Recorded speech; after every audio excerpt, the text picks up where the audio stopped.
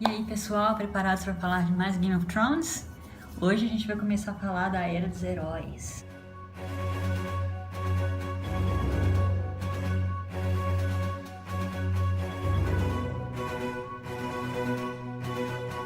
Semana passada a gente terminou a história antiga e hoje começa a parte legal.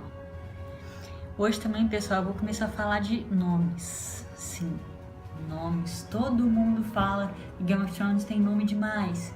Eu não consigo guardar nome. É nome demais. Pois é. Calma, gente. Calma. Muita calma nessa hora. Vocês vão ver que não é tão difícil assim. Eu vou começar devagar, vou repetir. E vocês vão ver que não é tão complicado assim, que vai dar pra guardar direitinho. Ok? Então vamos lá. Era dos Heróis. A Era dos Heróis começou com o pacto, não é? Os Filhos da Floresta e os primeiros homens fizeram um pacto porque não aguentavam mais ficar em guerra. Então os Filhos da Floresta se retiraram para as florestas profundas e deixaram o continente todo, o Westeros todo, com os primeiros homens. E aí tudo ficou em paz. A Era dos Heróis durou milhares de anos, com os primeiros homens lá construindo os seus reinos.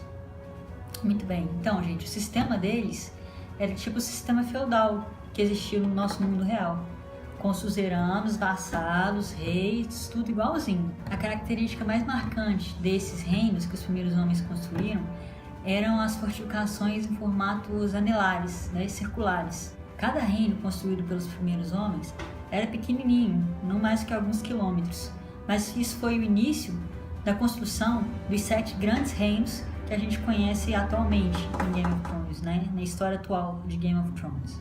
E os primeiros homens estavam lá, vivendo felizes da vida, quando sobrevém cataclismos sobre o planeta. Esse período ficou conhecido como a Longa Noite, quando vem o inverno que durou uma geração inteira.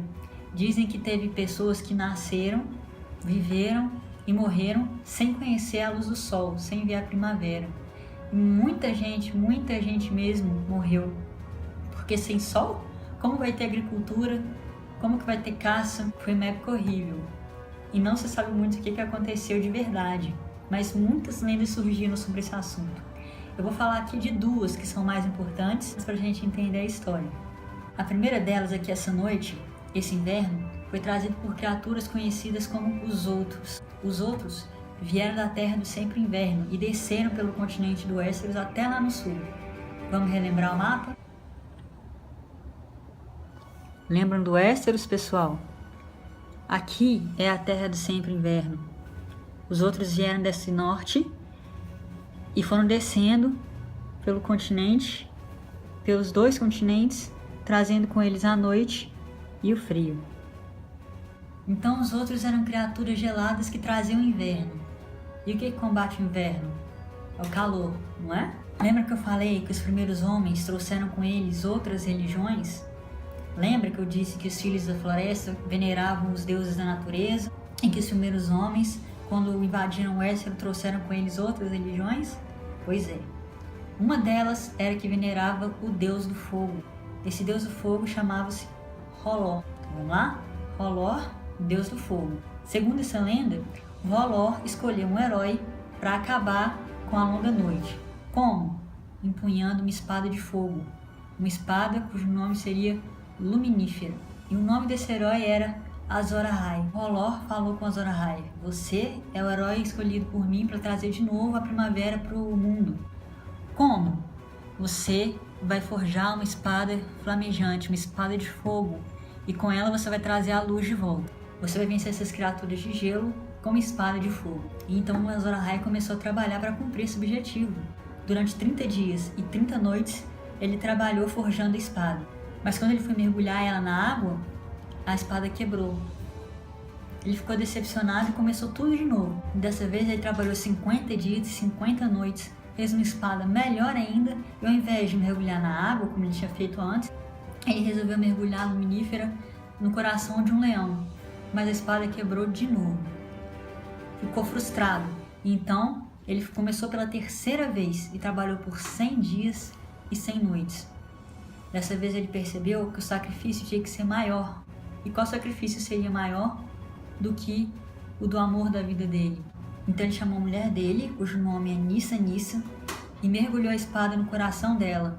Dessa vez deu certo. Com ela, o Azor Ahai enfrentou os outros e expulsou eles de novo para as terras do sempre inverno.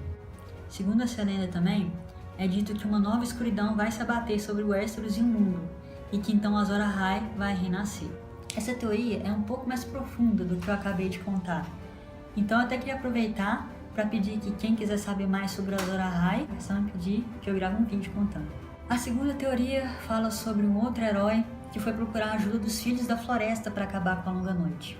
Não se fala sobre o nome desse herói. Segundo essa lenda, esse herói, junto com alguns companheiros, enfrentando as intempéries e até os próprios outros, foram entrando pelas terras do Sempre Inverno atrás dos Filhos da Floresta.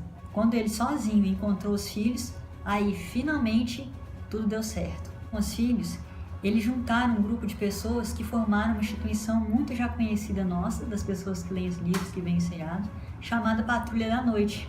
E foi a Patrulha da Noite, junto com os Filhos da Floresta, que finalmente expulsaram os outros e trouxeram a primavera de novo para o mundo.